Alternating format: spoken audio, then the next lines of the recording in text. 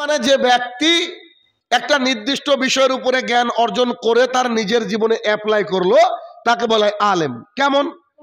জর্দা খাওয়া হারাম, বিড়ি খাওয়া হারাম, এইটা একজন মাওলানা সাহেব জানলো, শিখলো, 40 বছর ধরে বুখারী পড়াচ্ছে, আবার জর্দাও খাচ্ছে, তাহলে এই ব্যক্তি আলেম নন।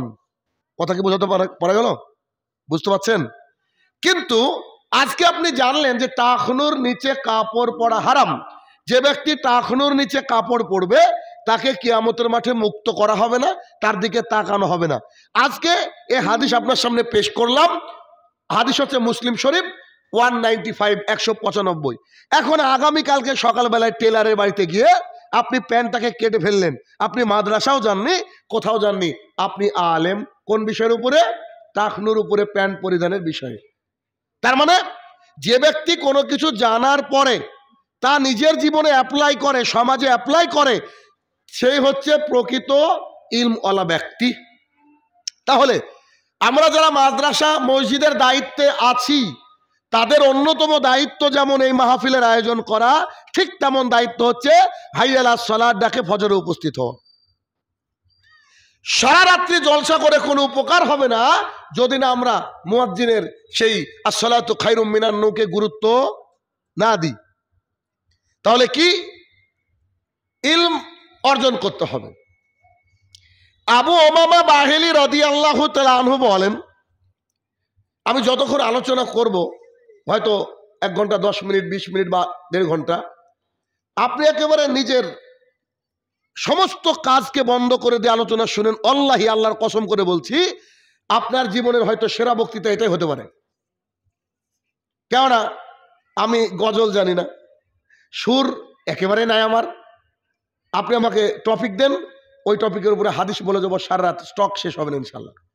তো আমি 300 কিলোমিটার প্লাস দূর থেকে এসে আপনাকে ফাঁকি দিব না। দুপুরবেলায় বেরিয়েছি, একটু আগে পৌঁছালাম। তারপরে আমি আসছি শুধুমাত্র আপনি আমার দিনী ভাই, আমার দিনী বোন, তাদেরকে যদি একটু কোরআন এবং সুন্নাহর আদলে মানে ঢেলে সাজাতে পারি তবে ভাববো আমার জীবনটা সার্থক। আসেন শুনি।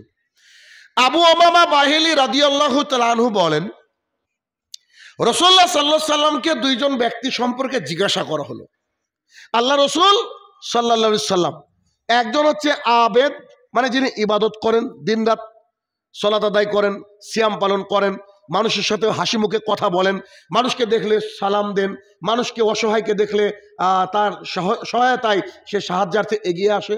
অর্থাৎ এ ব্যক্তি জিকির আজগার করে, আল্লাহর ইবাদতে ব্যস্ত, এছে আবেদ। আর আরেকজন ব্যক্তি হচ্ছে আলেম, যিনি দ্বীন ইসলামকে জানলেন, জানার পরে নিজেকে অ্যাপ্লাই করলেন, করার পরে জাতিকে পেশ করলেন। এই 2 ব্যক্তির মধ্যে কে শ্রেষ্ঠ, কে উত্তম?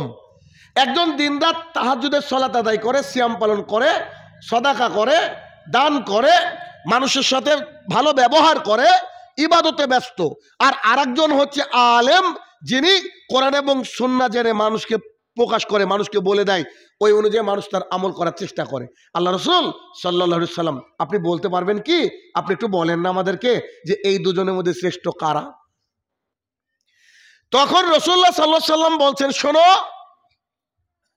একজন আবেদের উপরে আলেম হচ্ছে ওই রকম যেমন আমি মুহাম্মদ সাল্লাল্লাহু আলাইহি সাল্লাম আল্লাহর কাছে যেমন, বাকি আর পাবলিক, সাধারণ পাবলিক, এমনি মানুষ যেমন এতটা দূরত্ব না। বুঝতে পারলেন না?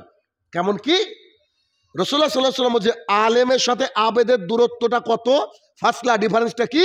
যেমন করে একটা সাধারণ পাবলিকের সাথে একজন নবীর, একজন রসুলের, তার মানে একজন রসুলের যতটা গুরুত্ব একজন আলেমের গুরুত্ব অতটা।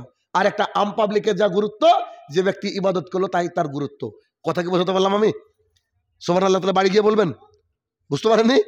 যে ব্যক্তি ইলম অর্জন করে জাতির সামনে পেশ করলো, সে ব্যক্তি নবীর সমতুল্য।